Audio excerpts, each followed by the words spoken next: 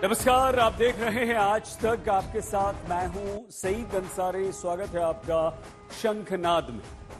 हमारे देश की राजनीति धर्म के बिना अधूरी है। राजनीति में धर्म को एक हथियार की तरह इस्तेमाल हमारे देश में किया जाता है। अपने अपने हिसाब से, अपने अपने एजेंडे के हिसाब से ध्रुवीकरण और तुष्टीकरण का राजनीतिक खेल खेला जाता है। ऐसे में एक बार फिर से चुनावी मौसम ने धर्म वाली राजनीति के बादल गरजा दिए। उत्तर प्रदेश के मुख्यमंत्री योगी आदित्यनाथ ने झारखंड के बाद अब महाराष्ट्र में भी हिंदुत्व का कार्ड खेल दिया। पहले कटेंगे तो बटेंगे वाले बयान पर जमकर राजनीति हुई, फिर आर पार वाले बयान पर घमासान मचा। अब योगी आदित्यनाथ ने नया बयान बजरंग बली को लेकर दिया है। योगी आदित्यनाथ ने विपक्ष की नीतियों पर सवाल खड़े किए। आपको सुनवाते हैं योगी का चुनावी रणभूमि में विपक्ष पर नया हमला। याद करिए, जब बजरंग बली रहे होंगे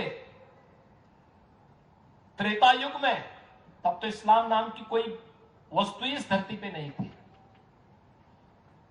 और आज अगर बजरंग बली की हनुमान चालीसा का पाठ हम कर रहे हैं, रामनवमी की कोई शोभा यात्रा निकाल रहे हैं, उसको प्रतिबंधित किया जाता है, उसको रोका जाता है। किन कारणों से? और जिन्हें बजरंग बली पसंद नहीं है, उन्हें जो पसंद है वहां जाएं।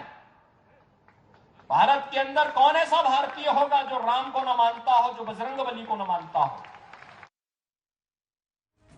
योगी के इस बयान पर विपक्ष एक बार फिर से बीजेपी पर बांटने की राजनीति करने का आरोप लगा रहा है, तो बीजेपी विपक्ष की नीतियों पर प्रश्न खड़े कर रही है।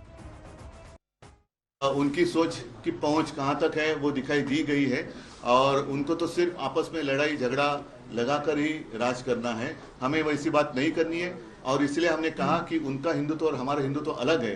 हमारा हिंदुत्व दिल में राम और हाथ में काम, हाथ को काम देने वाला हमारा हिंदुत्व है। उनको तो हाथ में वो पत्थर दे रहे। सब भारत के नागरिक हैं, भारत में ही रहेंगे, और सबके आराध्य सबके लिए आराध्य होते हैं। हर धर्मों का सम्मान करना चाहिए। मुख्यमंत्री को मैं ये कहूंगी कि उत्तर प्रदेश में आकर के थोड़ा सा डीएपी बंटवा दें। खाद मिल नहीं रही, किसानों को किल्लत हो रही है, अभी धान खरीद केंद्र खुले नहीं हैं, बाकी महंगाई बढ़ रही है, महिला सुरक्षा के वादे झूठे हैं। तो ये बड़ी बड़ी बातें करने से और ईश्वर का आशीर्वाद नहीं मिलेगा। अब उनकी सरकार यहाँ से जाने वाली। तो हमें लगता है कि शायद विपक्ष के लोग जो है भारतीय संस्कृति से दो चार नहीं हो पाए, वो विदेशी संस्कृति से बहुत ज्यादा इंस्पायर हैं और वो उसी संस्कृति पर जाना चाहते हैं, क्योंकि तुष्टीकरण के चलते वो अपने आराध्य को छोड़ रहे हैं, अपने देश की संस्कृति को छोड़ रहे हैं, त्याग रहे हैं। वो सत्ता चाहते हैं, इसके लिए वो कुछ भी छोड़ने को तैयार हैं। उन्हें लगता है कि शायद ये चुनाव भारत में नहीं हो रहा है, ये चुनाव कहीं विदेश में हो रहा है, पाकिस्तान या सऊदी अरब में हो रहा है। तो उन्हें समझना होगा कि भारत में भारतीय संस्कृति की बात अगर आप उठा रहे हैं और उसके खिलाफ आप जा रहे हैं, विपक्ष उसके खिलाफ जा रहा है, तो इसका मतलब है तुष्टीकरण की राजनीति कौन करता है। महाराष्ट्र नवनिर्माण सेना के अध्यक्ष राज ठाकरे ने भी धर्म के मुद्दे पर हमला किया। राज ठाकरे ने मस्जिदों के लाउडस्पीकर पर प्रतिबंध लगाने की बात कह दी है। राज ठाकरे ने कहा है कि अगर वो सत्ता में आते हैं तो लाउडस्पीकर की आवाज को बंद कर देंगे, जिस पर विपक्ष ने अब पलटवार किया है। मी तुम्हाला आत्ता सांगतो, राज ठाकरेचा शब्द आहे, उद्या तुम्ही माझ्या हातामध्ये जर या महाराष्ट्र राज्याची सत्ता जर समजा हातामध्ये दिली, एकाही मशिदीवरती एकही भोंगा तुम्हाला दिसणार नाही या महाराष्ट्रामध्ये।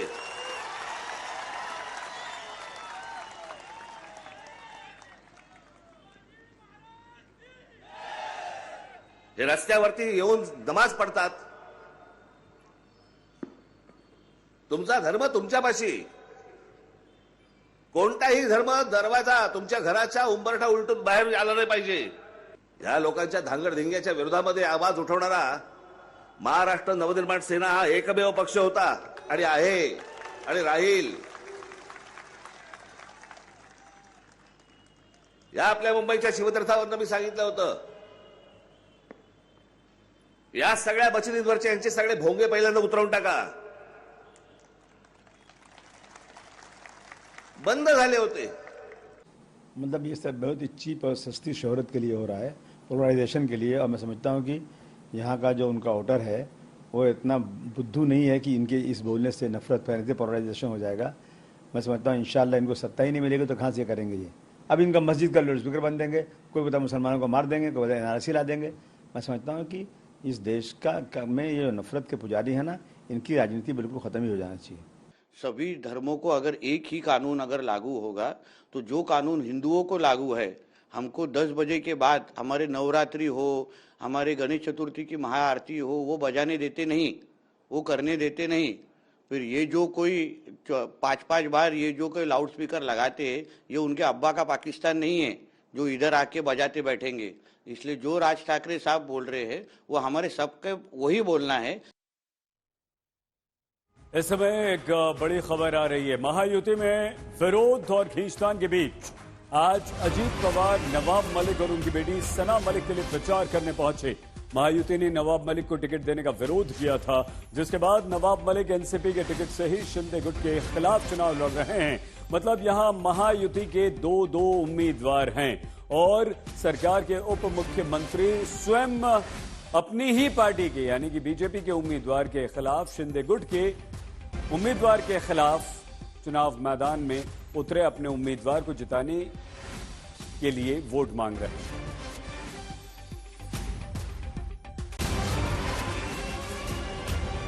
बीजेपी का अपोज है तो आप इसको किस तरीके से देखते हैं? हम आप जिस तरह से देखते हैं वैसा ही मैं देखता हूं। मैं हमारे कैंडिडेट को जिताने की पूरी कोशिश करूंगा। वोटर हमारे ऊपर विश्वास रखेंगे, ऐसा मुझे भरोसा है। उधर महाराष्ट्र के चुनावी मैदान में भी राहुल गांधी संविधान के मुद्दे को लेकर बीजेपी को घेरने की कोशिश कर रहे हैं। राहुल गांधी ने एक बार फिर से संविधान सभा में आरएसएस और बीजेपी पर संविधान को समाप्त करने का आरोप लगाया है। आरएसएस इस पे सीधा आक्रमण नहीं कर सकती, डरते हैं। अगर सामने से इसके साथ लड़ गए वो 5 मिनट में हार जाएंगे।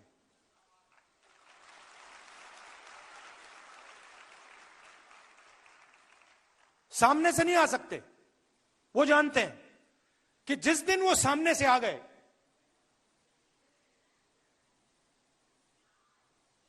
उसी दिन कहानी खत्म हो जाएगी। तो छुप के आते हैं, पीछे से इसमें छुरा मारने का है। अच्छा दम होता तो आगे से आते, दम होता तो कहते भैया आ रहे हैं, और हम भी कहते भैया आ जाओ।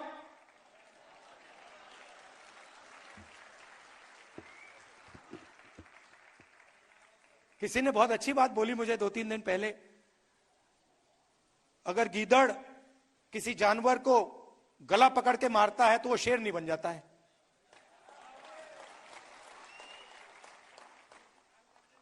तो सामने से नहीं आते, पीछे से आते हैं, छुप छुप के आते हैं। शिशु मंदिर के पीछे छुपकर, एकलव्य स्कूल के पीछे छुपकर। सच्चाई है। राहुल गांधी की संविधान वाले किताब पर बीजेपी ने प्रश्न खड़े किए। वहीं राहुल को कांग्रेस के इतिहास की याद भी बीजेपी ने दिलाई। अराजकता कैसे फैले इसका प्रयास ये लोग करते हैं। और मैं सवाल पूछना चाहता हूँ, राहुल गांधी जी संविधान के नाम पर लाल किताब क्यों दिखाते हैं? लाल किताब दिखाकर किसको इशारा वो देना चाहते हैं? संविधान का तो हम सम्मान ही करते हैं, और मैं ऐसा मानता हूं कि उनके मन में संविधान के पीछे छुपकर और भारत जोड़ो के पीछे छुपकर ये जो अल्ट्रा लेफ्टिस्ट विचारों के लोग हैं, इनके विचारों को लोगों में पहुंचाने का एक प्रयास ये लगातार वो कर रहे हैं। राहुल गांधी संविधान को लेकर जो भ्रम पैदा किया था उन्होंने लोकसभा के चुनाव के पहले, वो भ्रम जनता में दूर हो गया है। वो कह रहे थे भारतीय जनता पार्टी आएगी तो संविधान खतरे में आ जाएगा। अभी भी फिर से वो अपना घिसा पीटा डायलॉग सब जगह बोल रहे हैं। उनको इस तरह की भाषा नहीं बोलनी चाहिए।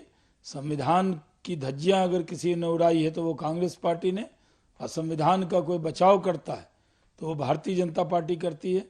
और भारतीय जनता पार्टी और नरेंद्र मोदी जी के रहते संविधान को कोई छू नहीं सकता।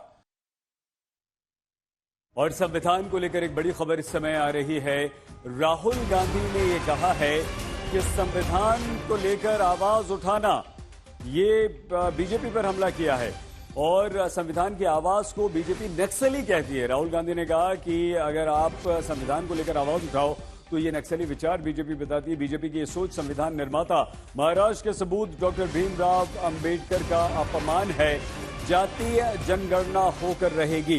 राहुल गांधी ने दो बात कही है, एक तो जातीय जनगणना की बात कही है और दूसरा ये कहा है कि संविधान की आवाज को जब आप उठाओ तो बीजेपी उसे नक्सली सोच कहती है और ये भीमराव बाबा साहेब अंबेडकर का बीजेपी यहां पर अपमान कर रही है। एक और बड़ी खबर इस समय आ रही है। कल से प्रधानमंत्री नरेंद्र मोदी महाराष्ट्र विधानसभा में चुनाव प्रचार की शुरुआत कर रहे हैं और उसके बाद अगले 4 दिनों तक प्रधानमंत्री नरेंद्र मोदी ताबड़तोड़ रैलियां करेंगे। प्रधानमंत्री कम से कम 11 रैलियां महाराष्ट्र में करेंगे। 4 दिन वो महाराष्ट्र में रहेंगे और 4 दिन के अंदर 11 रैलियां करेंगे। वहीं कई सारे रोड शोज भी प्रधानमंत्री नरेंद्र मोदी करेंगे। इसके अलावा प्रधानमंत्री नरेंद्र मोदी के अलावा गृह मंत्री अमित शाह भी कल से महाराष्ट्र में चुनाव प्रचार का मोर्चा संभालेंगे। बीजेपी और अपने गठबंधन को जिताने की बात करेंगे तो प्रधानमंत्री नरेंद्र मोदी और गृह मंत्री अमित शाह का कल से ताबड़तोड़ चुनावी दौरा महाराष्ट्र में शुरू हो रहा है।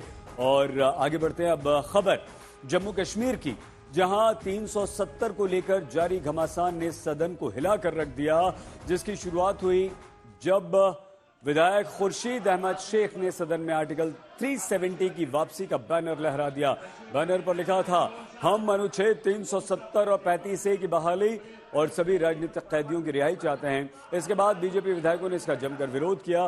बिल के बाहर जाकर बीजेपी के विधायक ने खुर्शीद अहमद शेख के हाथ से 370 वाला बैनर छीन लिया। इसी के बाद कई विधायक, जिनमें उमर की पार्टी के विधायक और पीडीपी के विधायक भी शामिल थे, उन्होंने बीजेपी के विधायकों का विरोध शुरू कर दिया और तभी दोनों तरफ से जमकर हाथापाई होने लगी, खींचतान होने लगी। और सोमवार को जम्मू कश्मीर में अनुच्छेद 370 की वापसी का प्रस्ताव पेश हुआ था। आज उसी पर तनातनी इतनी बढ़ गई कि हाथापाई की नौबत आ गई। दोनों पक्षों में जमकर धक्का मुक्की हुई, हाथापाई हुई। मार्शलों ने कई बीजेपी के विधायकों को सदन से बाहर निकाला। 3 विधायक घायल हुए हैं।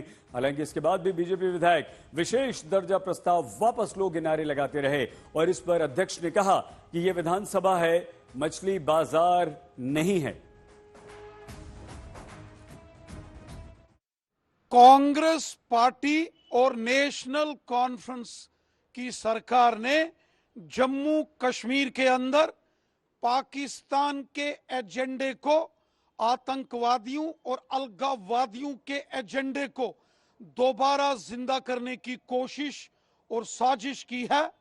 जम्मू कश्मीर की विधानसभा का धारा 370 से कोई लेना देना नहीं है। जिस प्रकार चोरी छिपे धारा 370 के प्रस्ताव को जम्मू कश्मीर की नेशनल कॉन्फ्रेंस और कांग्रेस की सरकार ने विधानसभा के अंदर लाया है, वो गैर कानूनी है। बहुत अफसोस की बात है कि ऐसा नहीं होना चाहिए। आईन के दायरे में होना चाहिए हर बात, कानून के दायरे में हर बात होनी चाहिए। ये बहुत ही अफसोस की बात। एक और बड़ी खबर इसी से जुड़ी हुई आ रही है। धारा 370 को लेकर उत्तर प्रदेश के मुख्यमंत्री योगी आदित्यनाथ ने कांग्रेस पर जमकर हमला किया है। योगी ने कहा कि कांग्रेस और नेशनल कॉन्फ्रेंस ने कश्मीर को आतंकवाद का वेयर हाउस बना दिया है। कांग्रेस की वही दशा होगी जो धारा 370 और 35A की हुई। सुनिए।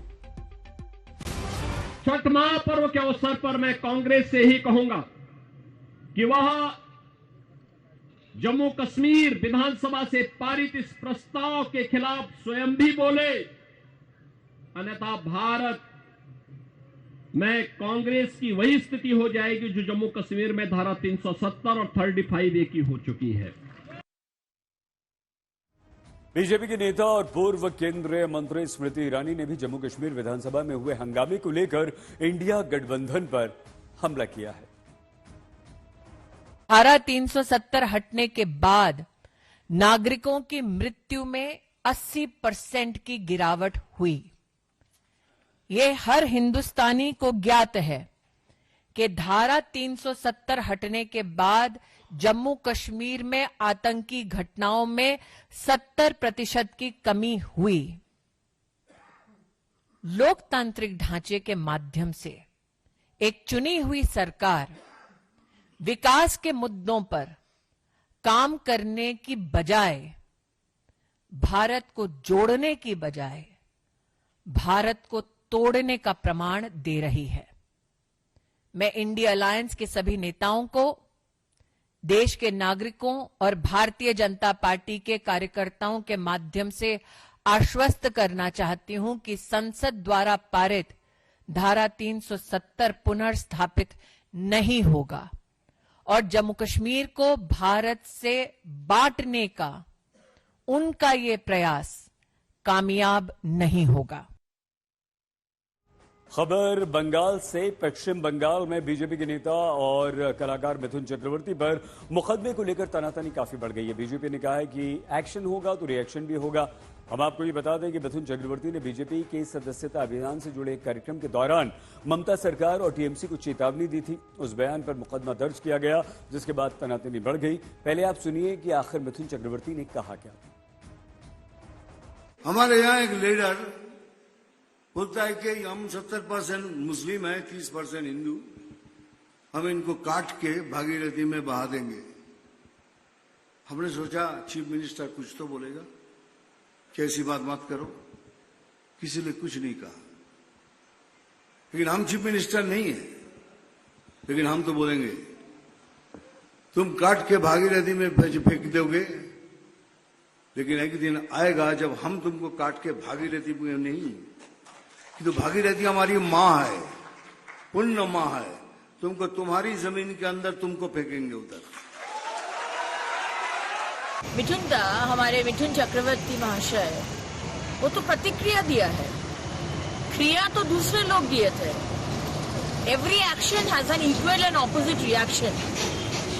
ममता बनर्जी जब हुमायूं कबीर जब बोले थे कि हिंदुओं को काट के भागीरथी में खत्म कर देंगे, तब आपको उनको अरेस्ट तो नहीं किए थे, तब उनके ऊपर तो कोई एफआईआर नहीं हुआ, तब उनका तो कोई शास्ति नहीं हुआ आपका पार्टी से। जब कोई बोलेगा कि हिंदुओं को खत्म कर देगा और उसके बाद जब कोई मिथुन दा बोलेंगे कि हाँ अगर कोई ऐसा बोलता है तो उसका रिएक्शन होगा, तो आप उसमें एफआईआर करने भेज दिए, पुलिस को लगा दिए पीछे।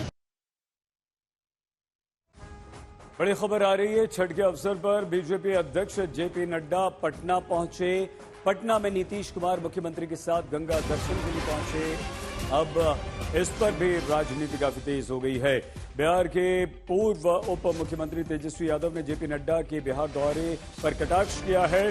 तेजस्वी ने नड्डा के बिहार आने पर कहा कि अच्छा होता बिहार आते तो विशेष राज्य का दर्जा छठ के अवसर पर लेकर आते। जिनके पास सत्ता है, जिनसे उम्मीद है, हम तो चाहते हैं केवल बिहार ना आए बल्कि बिहार का विकास भी करें, बिहार के लिए विशेष राज्य का दर्जा लेकर भी आए। और इसमें देखिए कोई राजनीति नहीं होनी चाहिए, कोई आए और जाए, लेकिन हम लोग तो यही चाहेंगे ना भाई, जो लोग सत्ता में हैं, जिनके हाथ में अभी सब कुछ है, देश की बागडोर है, राज्य की बागडोर है, खाली घूमे ही ना, कम से कम बिहार के लिए भी कुछ करें। तो हम तो चाहते थे भाई, छठ पर्व हो रहा है और उम्मीद थी कि भाई छठ से पहले ही जो है बिहार को अगर विशेष राज्य का दर्जा मिल जाता तो इससे बढ़िया बात क्या हो सकती है।